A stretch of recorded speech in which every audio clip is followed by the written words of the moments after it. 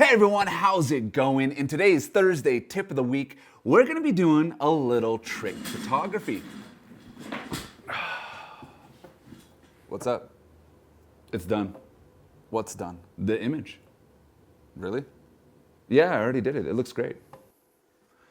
Well, I guess that's it for this video, and please subscribe, and I'll see you in the next one. He's just kidding.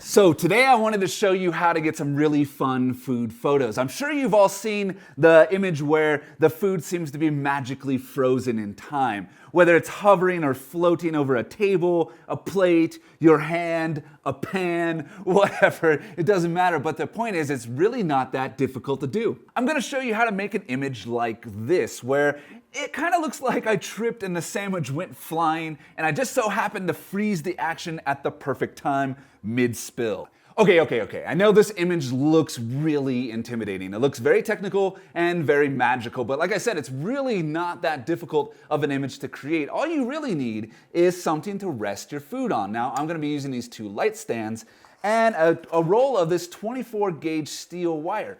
You can use anything, fishing line, whatever, it doesn't matter, because later on, you're gonna be removing this in post-production. You're just gonna want something to build your layers with. Another really important thing, least I forget, is a sturdy tripod. You're not gonna want your camera to move throughout this entire process.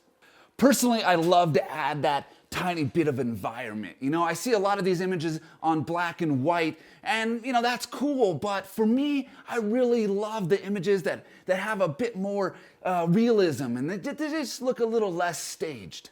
So I'll start off by building the scene with some props, and then I'll place the action right here in the middle of the frame.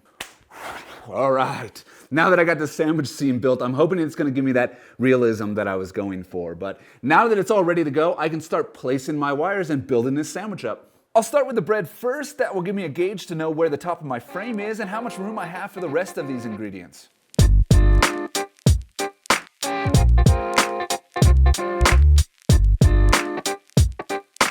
I really want to make sure that I space out these wires enough. That way we can clearly see each one of these cool layers.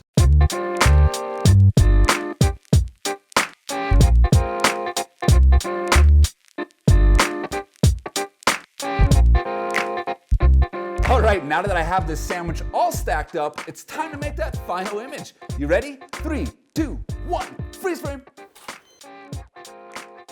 Then I'll want to deconstruct the entire sandwich, wires, and stands, making one more image of just the background and the props. This image is going to be really useful later on. Oh, all right, let's jump into Photoshop, do some pretty easy post-production and remove those wires and, you know, make this image look real. Okay, first I'll load up both of the background image and the sandwich image into Photoshop ACR. I also took another image of just me, the background without the wires, and me with the plate in my hand. I think this is gonna help remove the wires from the right-hand side of the image. That way I don't have to mess around with all the little wrinkles in my shirt and stuff when I'm trying to remove those wires. All right, I'll select all three and do some color correction. This will apply all of the corrections to all three of the images at the same time. Now I'll play with these sliders a bit, add some more contrast, and some lens correction. Then I'll open them all up into Photoshop and lay them one on top of the other. I'll hold Shift and drag this image over and drop it down here. I'll create a layer mask and remove all of the wires from the background here on the left-hand side, and all of the wires on the right-hand side as well with my shirt. Then I'll zoom in on the sandwich and use the patch tool and the clone stamp tool to really get into the finer details of the ingredients.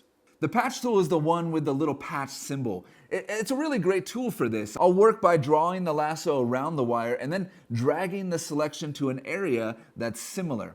You don't really want to go wild with this tool and try to do too much at once. See, if I try to do this all at once, it goes crazy. So, you know, just small bits at a time. Now, I don't want to make you sit through all of this, but this is pretty much how it goes. You use a simple layer mask to remove the bigger stuff, and then use the patch tool and the clone stamp tool to remove the finer details and the wires from the ingredients. And, you know, after a while, you get a rockin' image like this. It looks pretty killer. I mean, it looks like I have some super telekinetic levitation powers or something. Or like I tripped and captured the spill mid-flight. Either way, it's a cool little trick to have in your bag. And hey, if you'd like to learn more about compositing, check out some of my courses on wetogether.com. I'll place the link in the description.